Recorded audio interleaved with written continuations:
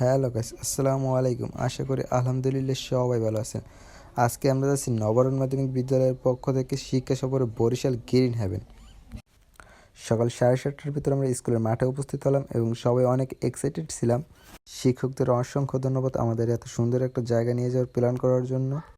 মাঠে একটু হাঁটার পরে আমাদের ক্লাসরুমে ডাকা হয়, আমরা ক্লাসে চলে গেলাম। ক্লাসরুমে যাওয়ার পর আমাদের টিকিটের মতো একটা কার্ড দেওয়া হয়। কার্ডটি আমরা হাতে নিয়ে আমাদের উদ্দেশ্যে আমরা রওনা দিলাম। আমরা নদীপথে ভ্রমণ করব, তাই আমাদের জন্য ট্রলার বার করা হয়। ট্রলার আমাদের গেটের সামনে একটা খালের ভিতর রাখা ছিল।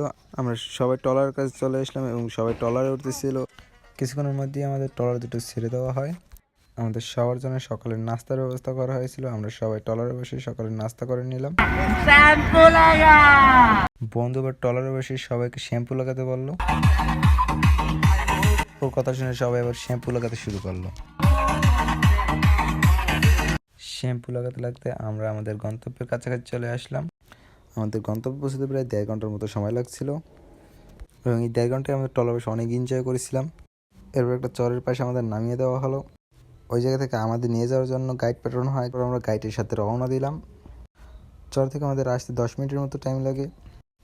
এরপর আমরা গেট দিয়ে ভিতরে ঢুকে পড়ি। ভিতরে ঢুকতেই আমাদের মনটা জুড়ে যায় এত সুন্দর জায়গা দেখে। ছোটো ভাইয়ের সাথে সবাই নাগরদোলনায় হাতির পিঠে সবাই উঠে মজা করতেছিল। এটা হলো green haven resort. Green haven রিসোর্টের সামনে আসলাম। তারপর একটু হাঁটাচলা করে ঘুরে আসলাম। আমাদের বন্ধু আবার ক্যামেরার সামনে এসে লাফালাফি শুরু করলো। আমি আর আমার বন্ধু মিলে পুরো জায়গাটা একটা ঘুরলে দিয়ে আসলাম। আপনাদের ক্যামেরা ফাস্ট করে দেখিয়ে দিচ্ছি।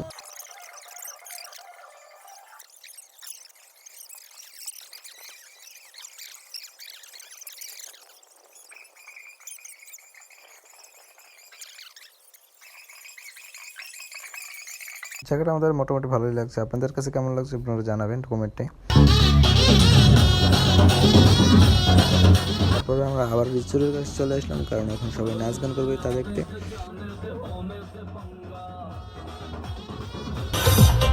এরপরে আমরা নাচ গান দেখতে দেখতে আমাদের লাঞ্চের সময় হয়ে যায়। আমরা লাঞ্চ করে নিলাম। লাঞ্চের পর রেস্ট নিয়ে আমরা বাসার উদ্দেশ্যে রওনা দেবো। আর কিন্তু আমার কাছে অনেক সুন্দর লাগছে। আপনাদের কাছে কেমন লাগছে আমাদের কমেন্ট বক্সে জানাবেন। তারপর সবশেষে আমরা বাসার উদ্দেশ্যে রওনা দিলাম। আজকের জন্য আল্লাহ হাফেজ।